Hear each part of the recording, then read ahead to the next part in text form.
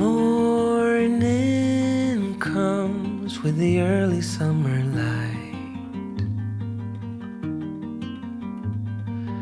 Curtains sway gently by the... এই good morning to all. বাজে সকাল 7টা। আমরা উঠে পড়েছি। কালকে যে রিফ্রেশমেন্ট পয়েন্টে আমরা কার ক্যাম্পিং করছিলাম, এটা সেই জায়গা। আর অনেক ট্রাক আরও এসে গেছে রাত্রে। আমরা এখন গোছাবো, তারপর বেরাবো। জাজিদা ফ্রেশ হতে গেছে, আমি আছি, এরপরে আমি যাব। তো আমাদের গাড়ি গোছগাছ হয়ে গেছে। আমরা যে পার্কিং লটে ক্যাম্পিং করছিলাম কালকে, কার ক্যাম্পিং, এখন দুজনে রিফ্রেশ হয়ে গেছি। এখনো অনেক ট্রাক দাঁড়িয়ে আছে, অনেক ট্রাক ছেড়ে চলে গেছে। আমরা এবারে ছেড়ে যাবো। এটা হচ্ছে পার্কিং লট, অনেক ট্রাক এখনো আছে। আমাদের গাড়ি গোছগাছ কমপ্লিট হয়ে গেছে। তাহলে চলো আমরা বেরিয়ে যাই এখান থেকে। হ্যাঁ চলো, এখানে যা। আঙ্কেলজি ছাড়েননি, আবার সকালবেলা বলছে চা বানানো হচ্ছে, বলে চলো চা খেয়েই যাবে। এই যে ভাইয়া চায় বানা রা হ্যায়। এটা ট্রাক, কি সুন্দর ব্যবস্থা দেখো। জয়দীপদা সবারই এর মধ্যে যে বক্সগুলো থাকে, সারে বক্সে এইরকম জিনিস থাকে, সব খাবার দাবার রান্না করার। এখানে চা খাবো, চা খেয়ে তারপরে বেরাবো। এই যে আঙ্কেলজি। তো অনেক কষ্টে মুক্ত হয়ে এবার চলেছি। হ্যাঁ, ট্রাক ড্রাইভার যিনারা ছিলেন তেমন আবার করে ফেললো, এই করো সেই করো। ওদের সঙ্গে কালকে রাত্রে রুটি খেয়ে নিয়েছিলাম, আমাদের খাবার তো থেকেই গেছে।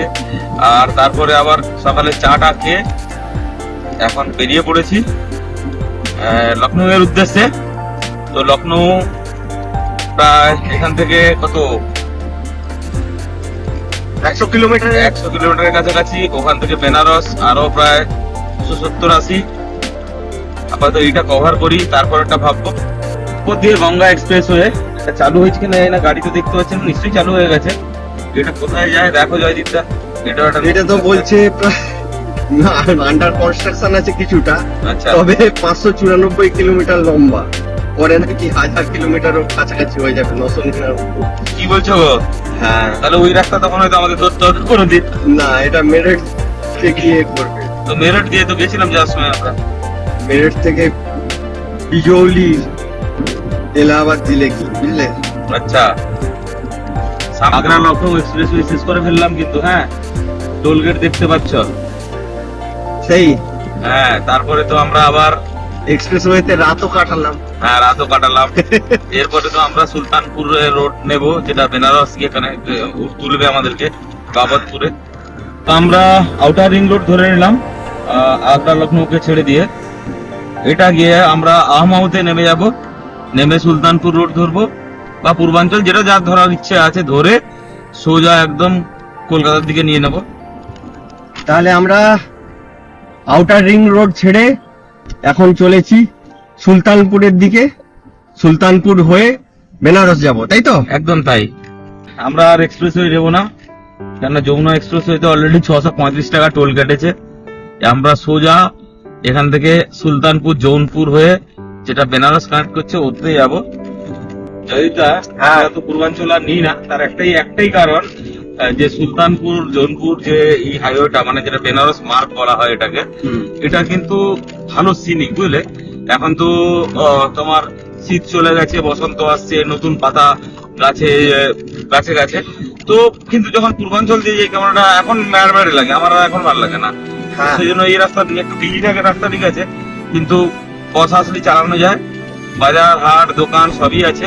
তো সুতরাং এই রোডটা আমার এখন ভালো লাগে খুব। দুটো টোল পড়ে, সর্ষে গম, মুখের কথা নেই, সর্ষের ক্ষেত, গমের ক্ষেত, দুপাশে সুন্দর সুন্দর বেশ গাছ রয়েছে। আম তো আছেই, হ্যাঁ, বাগান আমের অনেক বড় বড়। দেখো ডিভাইডারে ফুটে থাকা ফুলগুলো সবই এক কালারের, একদম লালচে গোলাপি হয়ে আছে পুরোটা একদম। যদিও আমরা এবারে পাহাড়ে অনেক রডোডেন্ড্রন ফুটে গেছে দেখে এসেছি, তো তার ছোট্ট সংস্করণ, রংটাও এরকম আর কি। এগুলো তো আমাদের ওইদিকেও দেখতে পাওয়া যায়, তবে বেশ সুন্দর করে লাগানো। হ্যাঁ, বিকাল 4টা বাজে, বুঝলে? আমরা বেনারস আউটার রিং রোডে ঢুকে গেছি। তো আমাদের প্ল্যান আছে আজকে আর বেশি তো যাবো না, আজকে একটু রিফ্রেশ হবো সবাই। সে তো বলেই দিয়েছো। হ্যাঁ, তো কালকে আমরা সকালে এখান থেকে কলকাতা জার্নি করব। চলো এখন ফুয়েল আপ করে প্রপার কার ক্যাম্পিং করি, একটা রান্না বান্না করি, তারপরে তাড়াতাড়ি শুয়ে যাই, সকালে উঠে আবার বাড়ির দিকে রওনা দিই নাকি? একদম। চলো, রোডটা হয়েছে, ওখানে উঠে পড়লাম এবারে, বুঝলে? এই বেশিরভাগ গাড়ি কিন্তু ওই বেনারসের দিকে চলে গেল, বা আরো ছিল গাজীপুর, আবিয়াবি। তো এটা কলকাতা লেখা ছিল। এটা এখন পুরো একদম চলতে হবে আমাদেরকে প্রায় 30-35 কিলোমিটার, তারপরে আমরা 35 কিলোমিটারে আমরা পৌঁছেই যাবো। হ্যাঁ। দেখো সামনে একটা বিস্তীর্ণ এলাকা জুড়ে গমের চাষ, আর নতুন বেনারসের রিং রোড, আর আমার দুজনের আজকে লাস্ট প্ল্যান। এরপরে আজকে যাব না, চান্দৌলি গিয়ে থেকে যাব। আমরা চান্দৌলির কাছাকাছি পৌঁছে গেলাম কিন্তু, বুঝলে? হ্যাঁ। আর মেইন যেটা জিটি রোড, উঠে পড়লাম ওতে টুয়ার্ডস পাটনার দিকে। আচ্ছা, আমরা ফিরে এসেছি। ফিরে এসে চান্দৌলিতে যেখানে আগের বারে ছিলাম ওখানেই আজকে থেকে যাব, ওই ধাবাতে। আঙ্কেলজির শরীর খারাপ। ওই জন্য ধাবা আজকে বন্ধ, রাত 8টার দিকে খুলবে। তো আমরা আমাদের থাকতে বললেন, এইখানে থাকার জায়গা, গাড়ি এখানে লাগিয়ে রাত্রে আমরা গাড়িতে ক্যাম্পিং করব, কার ক্যাম্পিং দিয়ে শুয়ে পড়বো খেতে। জয়িতা রান্না করবে, বললো যে খিচুড়ি করবে, ওটা ধরো খিচুড়ি ডিম ভাজা। তো গাড়িকে এখন ঢোকাবো, ফ্রেশ হবো, জলও আছে চান করার, গাড়িকে একটু কম বেশি ধুয়ে নিতে হবে, তারপর কালকে সকাল সকাল বেরিয়ে যাবো। পৌঁছে গেছি চান্দৌলি। চান্দৌলিতে মহাদেব হোটেল ধাবা, যেটা যাওয়ার সময় ছিলাম, ওইখানে গাড়ি লাগিয়েছি। এই যে আমার ধন্য, তো বেড পুরো রেডি হয়ে গেছে। উপরে জয়দীপদার, নিচে আমার, আবারও বলছি, এই খালি বেডশিট পাতানো হবে। ভেতরটা এরকম কোজি, নিচে একটা কেবিন, উপরে একটা কেবিন, আর ভেতরে সমস্ত কিছু জিনিসপত্র রাখা রয়েছে। আর কিছু গাড়ি সিটে এদিক ওদিক করে ম্যানেজ করে দিয়েছি। তো সুন্দর বিছানা, দুজন আরাম করে শোয়া যায়, 5.5 ফুট করে লম্বা মোটামুটি। এই হচ্ছে গিয়ে বিছানা, পাশে এনএইচ, কিন্তু এত শব্দ যায় না। দুটো কাঁচকে অল্প একটু নামিয়ে রাখি, বাকি সব কাঁচে এরকম পর্দা দিয়ে দিয়েছি। এটা জুগাড় পদ্ধতিতে চলছে আপাতত, এটা পার্মানেন্ট করার ব্যবস্থা করছি আমরা। করে যেরকম ঘুরি আমরা, সেভাবে গাড়িতে করেই কার ক্যাম্পিং করেই দেশ ঘোরার যে প্ল্যান আমরা নিয়ে চলি, সেটাকেই করব। আর যেখানে নর্মাল ক্যাম্পিং করার আছে, সে টেন্ট বগেরা নিচে রাখা আছে, এরকম টেন্ট, ইনভার্টার, স্লিপিং ব্যাগ। ওইদিকে সমস্ত গ্রসারি জিনিস রাখা থাকে ওই ফাঁকটাতে। আর সামনে কিছু ব্যাগ সরিয়ে দিই, সুন্দর শোয়া যায়, রাত্রে উঠে গেলে আরাম ঘুম হয়। পাহাড়ে তো দারুণ, একদম ঠান্ডা লাগে না। রান্না হচ্ছে এখন, আর গাড়িতে বেড সাজানো হয়ে গেছে। পাশেই এনএইচ, ট্রাক এসে দাঁড়াচ্ছে, চলে যাচ্ছে।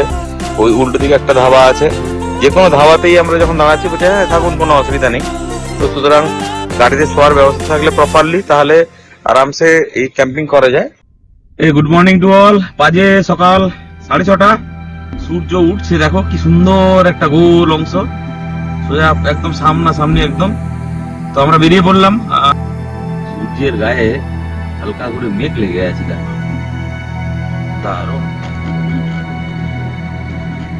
সূর্য তো উঠে গেছে, আর আমাদের পূর্ব দিকের যাত্রা শুরু হলো। হ্যাঁ, পূর্ব দিকে যাত্রা শুরু হয়েছে। কালকে রাতে আমরা কার ক্যাম্পিং করেছিলাম, ভালোই ঘুমিয়েছি, রান্না বান্নাও করা হয়েছে।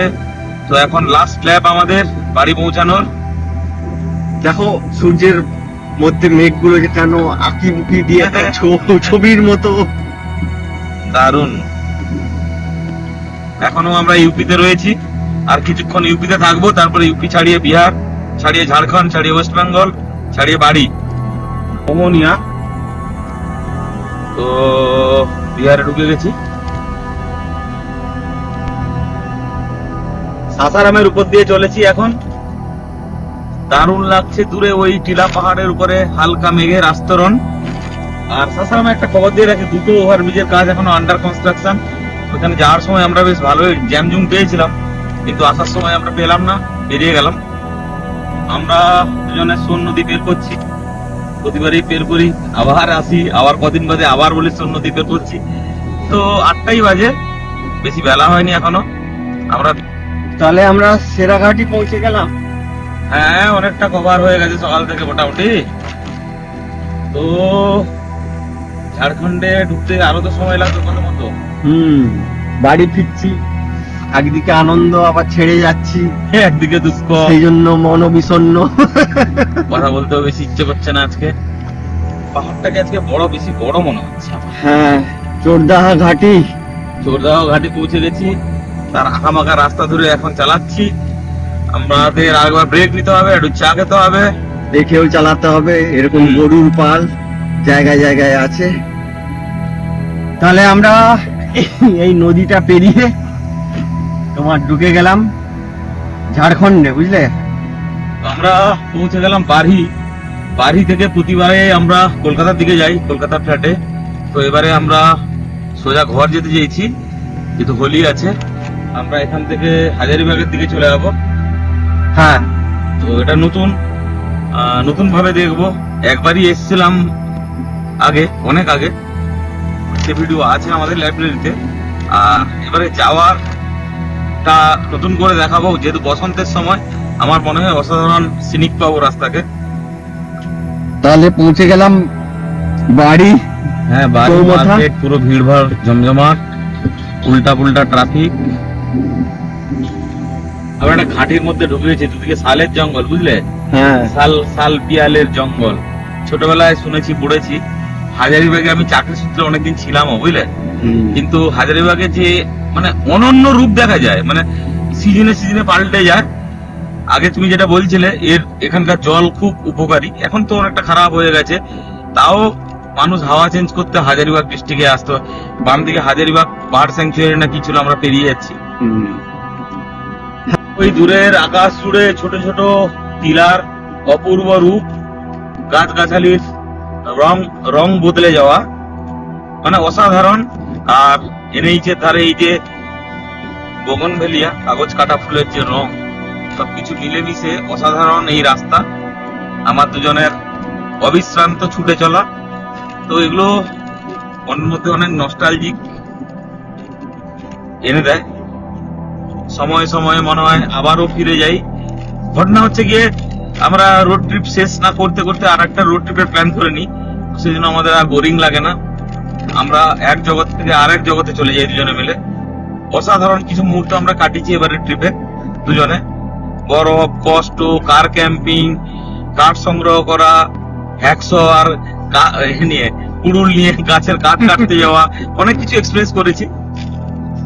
ওই হাজারিবাগের মধ্যে কোথাও দাঁড়িয়ে গেছি লিটি চোখা খাবো আর মাটন রাইস খাবো বলে, কিন্তু এখানে মাটন রাইস চিকেন আছে, তো খাবো।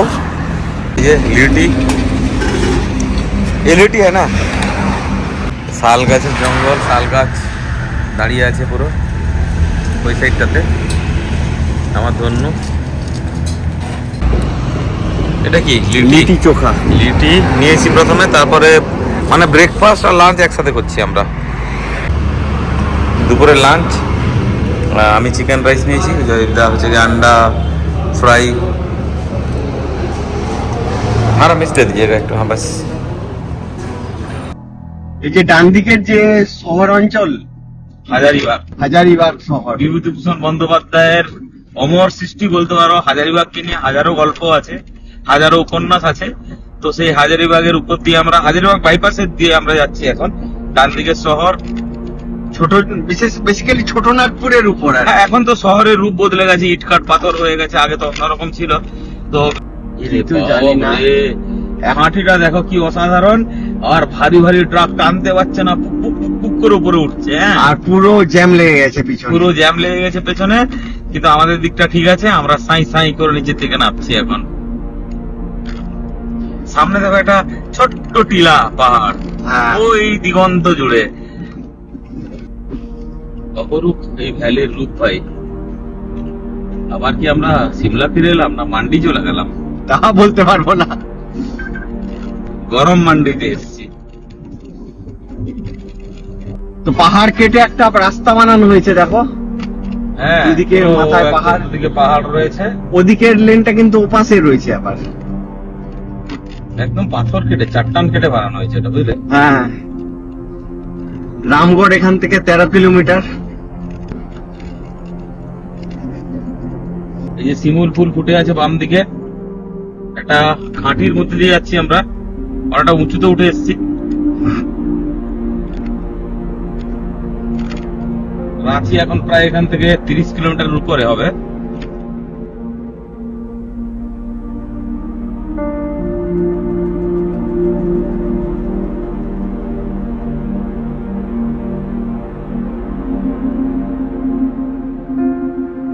নিচে নেমে যাচ্ছ, উপরে উঠে যাচ্ছ। ঘাট এসে গেল ভাই। দৌড়াতে দৌড়াতে অনেকটা চলেও এসেছি আমরা। বাইরে গরমও প্রচন্ড, বাইরে প্রচুর গরম। রাঁচি বাইপাসে আমরা ঢুকে গেলাম। এখান থেকে সোজা থাকতে হবে, এটা টোল রোড হয়ে গেছে। রাঁচি ডান দিকে থেকে গেল মোটামুটি। সেবারে যখন আসি আমরা রাত্রিবেলা এসেছিলাম, হ্যাঁ তখন এটা আন্ডার কনস্ট্রাকশন কিছুটা ছিল বুঝলে, যে আসতে না বললেও বলো খুঁজে পাবেন না। বাহ, দারুণ বানিয়েছে তো। হ্যাঁ দারুণ বানানো একদম। রাঁচি বাইপাস। রাঁচি ছাড়িয়ে এবারে আমরা আবার জামশেদপুরের দিকে শুরু করলাম। রাঁচি পেছনে থেকে গেল, রাঁচি বাইপাস দিয়ে বের করে এখন চলেছি জামশেদপুর। তো ওইখান থেকে প্রায় আরো আমাদের কভার করতে হবে তমলুক অব্দি 260-70 কিলোমিটার রাস্তা। তো আমরা এখন যে রাস্তা দিয়ে যাচ্ছি জানিতা, ডান দিকে দশম ফলস আছে বুঝলে। এখন জল থাকবে কিনা বলতে পারবো না, তো এখন তো ঢোকার সময় হয়নি। পরে একবার এদিক দিয়ে যাওয়ার সময় আমাদের এখানে অনেকগুলো ফলস আছে। হ্যাঁ, বর্ষার সময় বাম দিকে দুদিকেই আছে। কিন্তু ওই জায়গাটা ঘাঁটি জায়গা, ওখানে লেখা ছিল অসাধারণ সিনিক এই জায়গাটা, মানে সত্যি কথা চোখ মেলে দেখার মতো জায়গা একদম।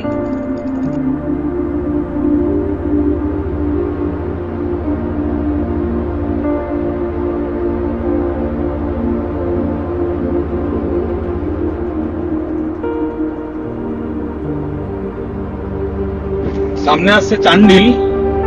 চান্ডিল পেরিয়ে তারপরে আমরা জামশেদপুর পৌঁছাবো দুজনে। তো অনেকটা সময় গড়িয়ে গেছে, বিকাল প্রায় 3:15। আরো অনেকটা যেতে হবে। এবারের ট্রিপে শেষবারের মতো আমরা মোটামুটি পাহাড় দর্শন করে করে যাচ্ছি। জানা সামনে দলমা রেঞ্জ আসবে 16 কিলোমিটারে। আর এই জায়গাটার নাম বলতে পারবো না, বোধহয় ওই এলিফ্যান্ট করিডোর ছিল দেখলাম। এলিফ্যান্ট করিডোর আছে। আরে ওটাকে কি বলে? কোনটা? লেক? হ্যাঁ, এই দলমা রেঞ্জের অংশ বাম দিকেরটা। হ্যাঁ, বেশ উঁচু উঁচু পাহাড় শ্রেণী দেখো এই জায়গাটাতে। ব্যারিকেড গুলো আড়াল করে রেখেছে, কিন্তু তার পেছনে আমরা যে দেখতে পাচ্ছি দারুণ লাগছে। ধোঁয়াটা নীলচে ধোঁয়াটে হয়ে গেছে। জামশেদপুরের মধ্যে NH-18 তো নাকি এটা? হ্যাঁ, এই NH-18 করে কিন্তু এলিভেটেড রোড বানিয়ে দিচ্ছে, মানে উপর দিয়ে রাস্তা বানাচ্ছে এখন। ডিমনা চক মানে যেটা বলে, ডিমনা লেকের দিকে যাওয়া যায় আর কি, বাম দিকে। বাম দিকটা। হ্যাঁ, তুমি যেটা বলছিলে যে এলিভেটেড রোড গুলো, এটা মনে হয় আমার তো পিছনে মনে হয় 3 কিলোমিটারের আগে থেকে আমরা দেখে আসছি। হ্যাঁ এটা অনেক লম্বা, এ পাশে কতটা আমি জানি না, অনেকটাই লম্বা হচ্ছে। তো খড়গপুর থেকে আমরা আর 100 কিলোমিটার পেছনে রয়েছি। হ্যাঁ, আমরা রয়েছি ঘাটশিলার আশেপাশে। পিছনে ছেড়ে এসছি গালুডি ড্যাম যাওয়ার রাস্তাকে। আচ্ছা, তো এখন ঘরে ফেরার ধলভূমগড় না কি বলে গো? হ্যাঁ, ধলভূমগড় না কি একটা বলে? ধলভূমগড়। ধলভূমগড় একদম একটু আগে গিয়ে পড়বে। হ্যাঁ, স্টেশনও রয়েছে। জয়দা পুরো একটা শাল গাছের জায়গা, দুদিকেই শাল গাছের বড় বড় গাছ, লম্বা গাছ। তার মধ্যে কিন্তু আমরা ঢুকে পড়লাম। ওই যেটা বলছিলে ধলভূমগড়। হ্যাঁ, আগে কিন্তু এই জায়গাটা এরকম ছিল না, ঘনবসতি ছিল না। এখন ঘনবসতি হয়ে গেছে, দুদিকে বাজারও বসছে দেখলাম। হ্যাঁ, এই দোকানগুলোর কথাই আমি বলছি। বেঙ্গলে ঢুকলাম গো। হ্যাঁ, 5:45 বাজে। 5:45। আমরা অনেক স্টেট ছাড়িয়ে আজকে বেঙ্গলে প্রবেশ করলাম। ভাই পুরো দেশের অনেকগুলো স্টেট ঘুরে এলাম, হ্যাঁ, কিন্তু দাদা বেঙ্গলে ঢুকতেই আমাদের বেরিয়ারের রাজত্ব শুরু হয়ে গেল। হ্যাঁ, খালি গেটে, মানে এন্ট্রি গেটে নয়, সব জায়গায় তারপর থেকে প্রতি 500 মিটারে বেরিয়ার। তুমি গাড়ি যাতে না চালাতে পারো তার ব্যবস্থা পুরো করে দেওয়া আছে। এবার দেখো, সুন্দর রাস্তা, কোনো একটা ট্রাফিক নেই। তারপর একটু বাদে আবার বেরিয়ার দিয়ে দেবে একটা। হ্যাঁ, ওই যে দেখো ব্লক হচ্ছে না, জমছে যেখানে, হ্যাঁ ও বেরিয়ার নিশ্চয়ই কোনো কিছু লাগানো আছে। প্রতি 500 মিটার NH এর উপরে বেরিয়ার। সারা ভারতবর্ষে অন্য কোনো রাজ্যে কিন্তু দেখা যায় না। ঝাড়গ্রাম ঢোকার আগে হ্যাঁ, বাম দিকে ঝাড়গ্রাম পড়বে, অ্যাকচুয়ালি ঝাড়গ্রামের রাস্তা পড়বে। দুদিকে শালের যে জঙ্গল দেখা যায় না, এক কথায় অসাধারণ। মানে তুমি বলতে চাচ্ছ যে লোধাচুলি ঢোকার আগে, তাই তো? হ্যাঁ হ্যাঁ হ্যাঁ, আমরা তো উল্টো দিক থেকে আসছি না, আমরা জামশেদপুর সাইড থেকে সাইড থেকে আসছি। আসছি। আমরা এসে পড়েছি খড়গপুরে। তো খড়গপুরে সরোজ দা, উনি আমার বড়দার মতোই হন। তো উনি আমাদের জন্য ওয়েট করছিলেন দেখা করার জন্য। আর ওনার সঙ্গে একজন দাদা এসেছেন, তার সঙ্গে জয়রুল দা। তো আমরা ফিরছিলাম হিমাচল থেকে। তো খড়গপুর দিয়ে যাওয়ার সময় উনি আবার দাঁড়িয়েছিলেন আমাদের জন্য চা ফা নিয়ে। চা খেলাম, গল্প করলাম। পরে হয়তো আরো বড় গল্প হবে। ছোট গল্প হলো, শেষ হলো না। আবার আমাদের টিফিনও প্যাক করে না, আমাকে ফিরতে হবে দাদা, আমি আটকালাম না, এখন 12 দিন। ফিরতে হবে। ইনি সরোজ দা, ইনিও আমাদের মতো রোড ট্রিপ করেন, বা আমার মতো ভিডিও হয়তো বানান না। ওনার সঙ্গী আর আমার জয়দীপ দা, আর এই আমরা সবাই মিলে একসঙ্গে এই খড়গপুর চৌরঙ্গি মোড়ে আড্ডা মারছি একটু।